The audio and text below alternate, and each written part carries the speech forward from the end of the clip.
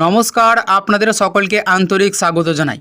আজ 23শে জুলাই আবারও আপনাদের সামনে হাজির হয়েছি পশ্চিমবঙ্গের আজকের আবহাওয়ার বিস্তারিত এবং সর্বশেষ আপডেট নিয়ে।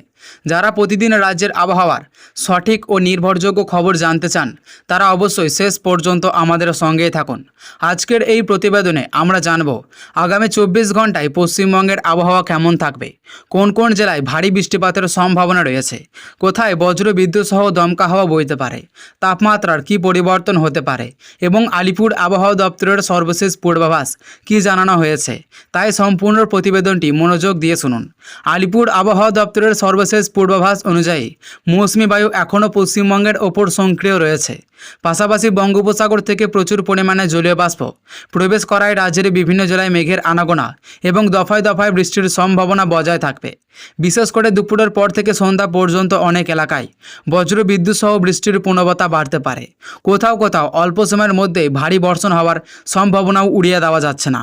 প্রথমেই উত্তরবঙ্গের আবহাওয়ার কথা বলা যাক। কলকাতা, হাওড়া, হুগলি, উত্তর 24 পরগনা, দক্ষিণ 24 পরগনা, পূর্ব মেদিনীপুর, পশ্চিম মেদিনীপুর, ঝাড়গ্রাম, নদিয়া, পূর্ব বর্ধমান, পশ্চিম বর্ধমান, বাঁকুড়া, পুরুলিয়া, বীরভূম এবং মুর্শিদাবাদের বিভিন্ন এলাকায় সকাল থেকেই আকাশ আংশিক থেকে সম্পূর্ণ মেঘলা থাকতে পারে। দিনের শুরুতে কোথাও কোথাও হালকা বৃষ্টি শুরু হলেও দুপুরের পর বৃষ্টির পরিমাণ বাড়তে পারে। কয়েকটি এলাকায় দমকা হওয়ার সঙ্গে বজ্র বিদ্যুৎ সহ মাঝারি থেকে ভারী বৃষ্টিপাতের সম্ভাবনা রয়েছে। ভারী বৃষ্টির কারণে নিচু এলাকায় জল জমে যাওয়ার আশঙ্কা রয়েছে, ফলে যান চলাচলে সাময়িক সমস্যা দেখা দিতে পারে। কলকাতা ও তার পার্শ্ববর্তী এলাকায় সারাদিনই মেঘলা আকাশ দেখা যেতে পারে।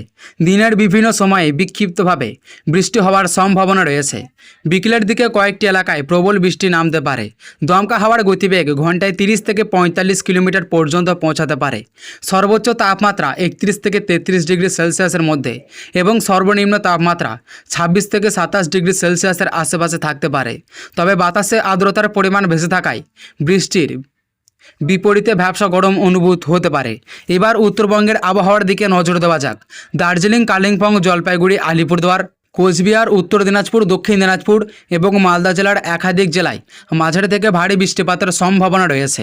পাহাড়ি এলাকায় টানা বৃষ্টির কারণে ছোট নদী ও ঝর্ণার জলস্তর বৃদ্ধি পেতে পারে।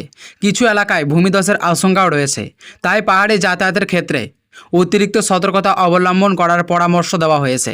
উপকূলবর্তী এলাকাগুলোতে আবহাওয়ার অস্থির থাকার সম্ভাবনা রয়েছে। পূর্ব মেদিনীপুর ও দক্ষিণ 24 পরগনার উপকূলবর্তী এলাকায় মাঝে মধ্যে দমকা হাওয়া বইতে পারে। সমুদ্র কিছুটা উত্তাল থাকার সম্ভাবনা রয়েছে, তাই মৎস্যজীবীদের গভীর সমুদ্রে যাওয়ার আগে সর্বশেষ আবহাওয়ার সতর্কবার্তা জেনে নেওয়ার পরামর্শ দেওয়া হয়েছে। প্রয়োজনে সমুদ্রে যাওয়া এড়িয়ে চলাই নিরাপদ। যারা অফিস, স্কুল, কলেজ, বাজারে কিংবা অন্যান্য প্রয়োজনীয় কাজে বাড়ির বাইরে বের হবেন তারা অবশ্যই সঙ্গে ছাতা বা রেনকোট রাখুন। বজ্রপাতের সময় খোলা মাঠে অবস্থান করবেন না, বড় গাছের নিচে আশ্রয় নেবেন না এবং বৈদ্যুতিক খুঁটি বা তারের কাছে থেকে বিরত থাকুন। ভারী বৃষ্টির সময় জল জমা রাস্তার পার হওয়ার আগে সতর্ক থাকুন। অপ্রয়োজনীয় ভ্রমণ এড়িয়ে চলায় নিরাপদ থাকা সম্ভব। কৃষকদের জন্য আজকের আবহাওয়া অত্যন্ত গুরুত্বপূর্ণ। যেসব এলাকায় ভারী বৃষ্টিপাতের সম্ভাবনা রয়েছে সেখানে জমিতে অতিরিক্ত জল জমে থাকলে দ্রুত নিষ্কাশনের ব্যবস্থা করুন। ধান, পাট, সবজি এবং অন্যান্য ফসলের ক্ষতি এড়াতে নিয়মিত জমির পরিস্থিতি পর্যবেক্ষণ করুন। প্রয়োজনীয় অস্থায়ী কৃষি দপ্তরের পরামর্শ অনুসরণ করুন। সবশেষে আবারও জানিয়ে রাখি, আবহাওয়ার পরিস্থিতি সময়ের সঙ্গে পরিবর্তন হতে পারে, তাই আলিপুর আবহাওয়া দপ্তরের সর্বশেষ পূর্বাভাস এবং স্থানীয় প্রশাসনের নির্দেশিকা নিয়মিত অনুসরণ করুন। কোনো নতুন নিম্নচাপ, ভারী বৃষ্টির সতর্কবার্তা বা গুরুত্বপূর্ণ আবহাওয়ার আপডেট প্রকাশিত হলে আমরা সবার আগে সেই খবর আপনাদের কাছে পৌঁছে দেওয়ার চেষ্টা করব। আজ 30শে জুলাইয়ের বিস্তারিত আবহাওয়ার প্রতিবেদন এই পর্যন্তই।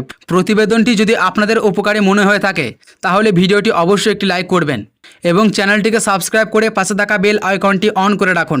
ধন্যবাদ। সবাই ভালো থাকুন, সুস্থ থাকুন এবং নিরাপদ থাকুন। আবারও দেখা হবে আগামী আবহাওয়ার আপডেট নিয়ে।